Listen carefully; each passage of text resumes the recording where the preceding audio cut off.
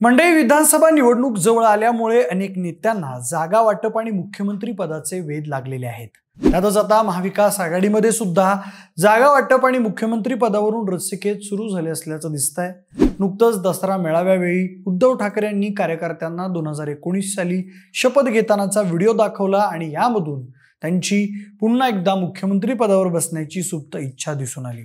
काँग्रेस आणि राष्ट्रवादी शरद पवार गटही या सगळ्यात मागे राहिलेला नाहीये। त्यातच आता शरद पवार यांनी देखील आपल्या मनातील मुख्यमंत्री कोण याचे संकेत सांगली जिल्ह्यातील शिवस्वराज्य संवाद यात्रेच्या जाहीर सभेमधून बुधवारी दिले आहेत।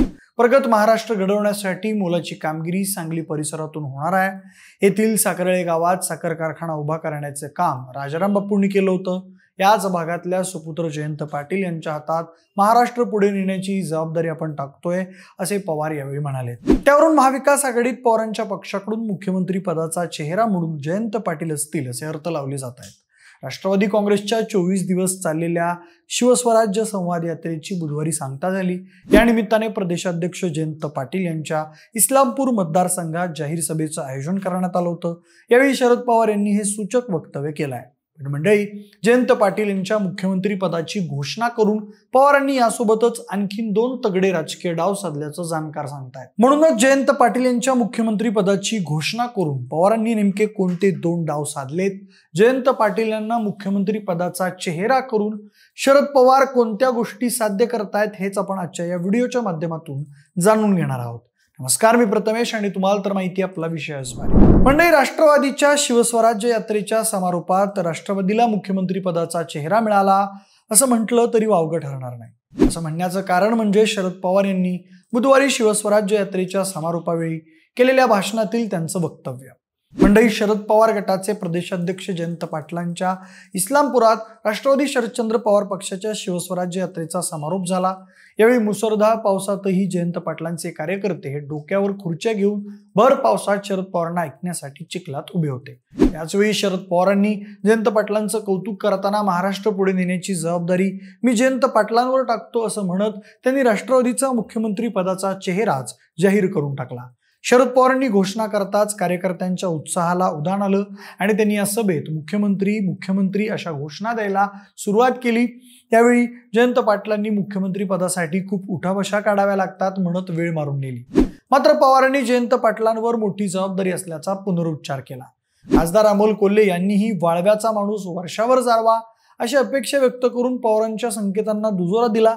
उठा निवडणूक आली, आता गद्दारांना घरी बसवण्याची पवार वेळ आली असं म्हणत अमोल कोल्हे यांनी विरोधकांवर देखील जोरदार टीका केली। तसेच यावेळी त्यांनी जयंत पाटील मुख्यमंत्री होणार असल्याचा दावाही केला आहे। वाळव्याचा माणूस वर्षावर जावा, पण पावसाच्या रूपानं वर्षाच वाळव्यात आली, नियतीच्या मनात आहे, त्यामुळे तुम्हाला ताकद लावावी लागेल असं वक्तव्य अमोल कोल्हे यांनी केलं। पण मंडळी, पवारांच्या मुख्यमंत्री पदाच्या दाव्यानं मात्र दुसरीकडे ठाकरे गटाची गोची झाल्याचं दिसलं। कारण जनतेच्या मनातील मुख्यमंत्री उद्धव ठाकरे असं म्हणत शिवसैनिकांना चितवणाऱ्या संजय राऊतांनी एकाच पक्षाचे 2-3 मुख्यमंत्री होत नाहीत असं म्हणत ठाकरेंचा मुख्यमंत्री पदाचा दावा कायम ठेवलाय। लोकसभेत कमी जागा घेऊनही पवारांच्या राष्ट्रवादीनं चांगली कामगिरी केली, तसंच विधानसभेला कमी जागा घेऊन पवार जास्त जागा निवडून आणून थेट मुख्यमंत्री पदावरच दावा करण्याची रणनीती आखतायत असं यातून दिसतंय। पण यातून शरद पवारांनी आणखी काही डाव साधल्याचं आपल्याला दिसतं। त्यातला पहिला डाव असा आहे की जागा वाटपातील बार्गेनिंग म्हणून शरद पवार यांनी मुख्यमंत्री पदाचा चेहरा म्हणून जयंत पाटील यांना पुढे केलंय। म्हणजे उद्धव ठाकरेंची मुख्यमंत्री बनण्याची सुप्त इच्छा काही लपून राहिलेली नाही, त्यासाठी ते जागा वाटपात अग्रेसिव्ह भूमिका घेतील यात शंका नाही। त्यामुळे शरद पवारांनी जयंत पाटील यांना मुख्यमंत्री पदाचा चेहरा म्हणून समोर आणलाय, जेणेकरून मुख्यमंत्री त्यागतो पण जागा मात्र जास्त मिळायला हव्यात असा प्रस्ताव त्यांना उद्धव ठाकरेंसमोर ठेवता येईल। म्हणजे लोकसभेवेळी शरद पवारांची अचूक जागा निवडण्याची क्षमता आपण पाहिलीच। लोकसभेतल्या स्ट्राईक रेटवरूनच आपल्याला ते दिसून आलं।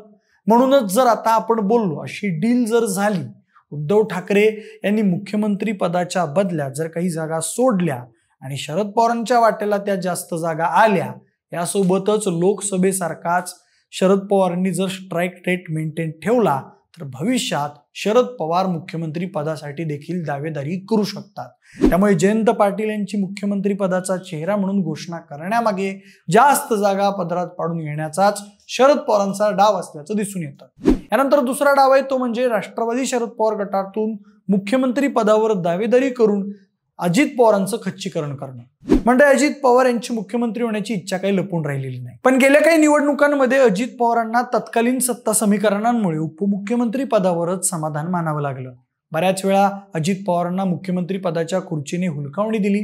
आता या बाबतीत अनेक राजकीय जाणकार असं सांगतात की मुख्यमंत्री पदासाठीच अजित पवारांनी शरद पवारांसोबत फारकत घेऊन ते महायुतीत सामील झाले.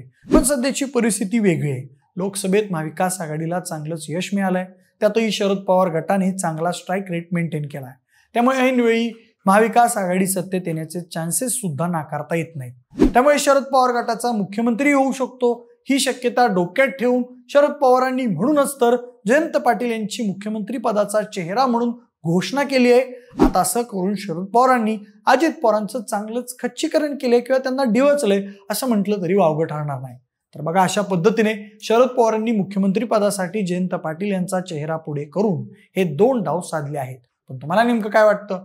शरद पवारांनी जयंत पाटील यांची मुख्यमंत्री पदाचा चेहरा म्हणून घोषणा करून उद्धव ठाकरे आणि अजित पवार असे एका दगडात 2 पक्षी मारलेत का?